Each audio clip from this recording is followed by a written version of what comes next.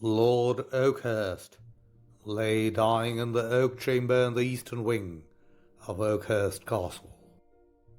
Through the open window, in the calm of the summer evening, came the sweet fragrance of the early violets and budding trees, and to the dying man it seemed as if earth's loveliness and beauty were never so apparent as on this bright June day, his last day of life.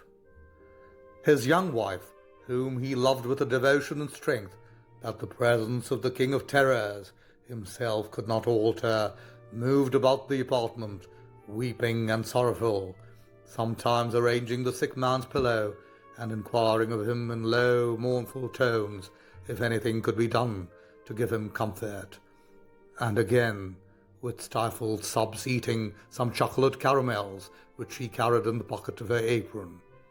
The servants went to and fro with that quiet and subdued tread which prevails in a house where death is an expected guest, and even the crash of broken china and shivered glass which announced their approach seemed to fall upon the ear with less violence and sound than usual.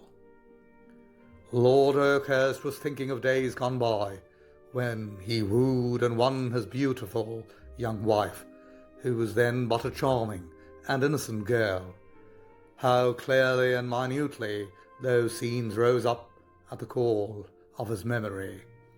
He seemed to be standing once more beneath the old chestnut grove where they had plighted their troth in the twilight under the stars, while the rare fragrance of the June roses and the smell of supper came gently by on the breeze.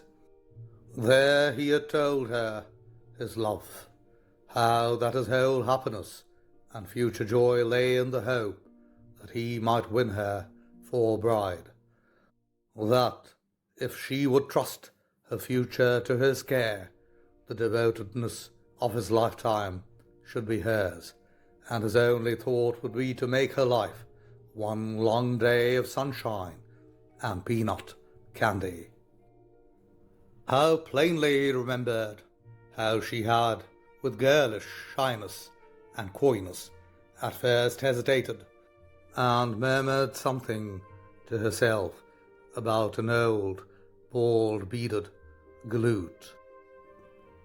But when he told her that to him life without her would be a blasted mockery, and that his income was £50,000 a year, she threw herself onto him, and froze there with the tenacity of a tick on a brindled cow, and said with tears of joy, "Henry, I am thine."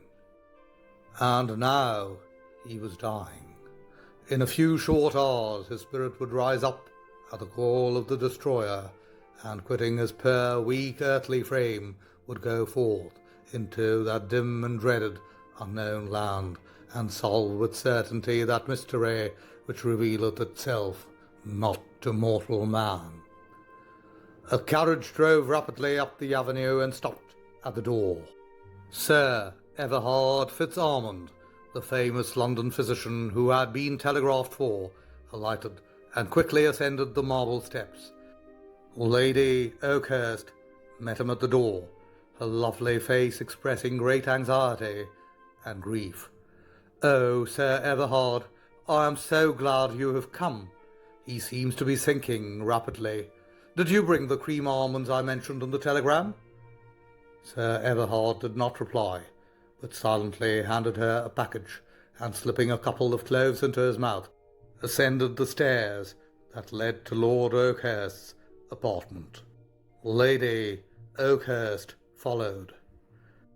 Sir Everard approached the bedside of his patient and laid his hand gently on the sick man's diagnosis.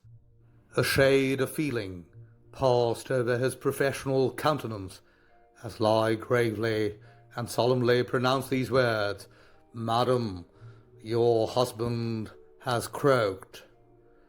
Lady Oakhurst at first did not comprehend his technical language, and her lovely mouth let up for a moment on the cream almonds, but soon his meaning flashed upon her, and she seized an axe that her husband was accustomed to keep by his bedside to mangle his servants with, and struck open Lord Oakhurst's cabinet containing his private papers, and with eager hands opened the document which she took therefrom. Then, with a wild, unearthly shriek that would have made a steam piano go out behind the barn and kick itself in despair, she fell senseless to the floor. Sir Everard Fitzarmond picked up the paper and read its contents.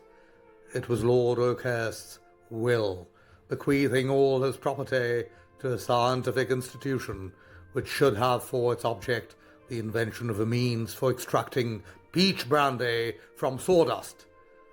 Sir Everard glanced quickly around the room. No one was in sight.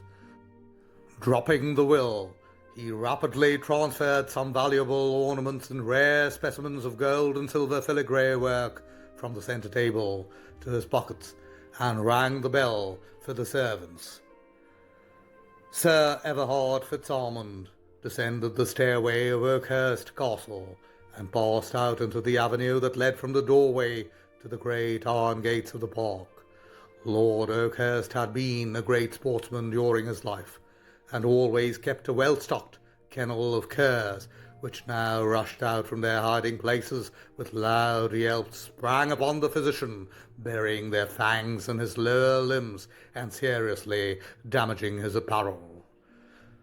Sir Everard, startled out of his professional dignity and usual indifference to human suffering by the personal application of feeling, gave vent to a most horrible and blighting curse, and ran with great swiftness to his carriage and drove off toward the city.